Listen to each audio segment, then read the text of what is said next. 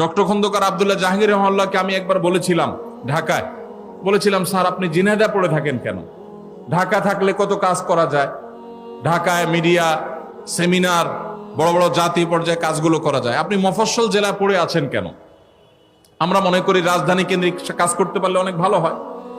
তো স্যার আমাকে তখন বলেছিলেন, আমার মনে আছে, তিনি বলেছিলেন যে বাবা সবাই তো ঢাকায় আসে, ঢাকা থেকে তো অনেক কাজই করা যায়, আমি নেড়ার ফকিরের এই এলাকাতে কিছু আলেম তৈরি করতে চাই।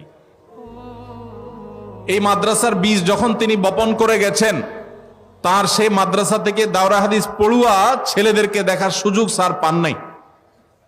কিন্তু আজ সেখান থেকে আলহামদুলিল্লাহ দাওরা হাদিস পাশ করছে ছেলেরা। এখানে যে কিতাব বিভাগ আছে, মাদ্রাসা বিভাগ আছে, মাদায়ে নিসাবের উন্নত একটা মাদ্রাসা আছে, সেখানে আলহামদুলিল্লাহ বালক শাখা 150 জন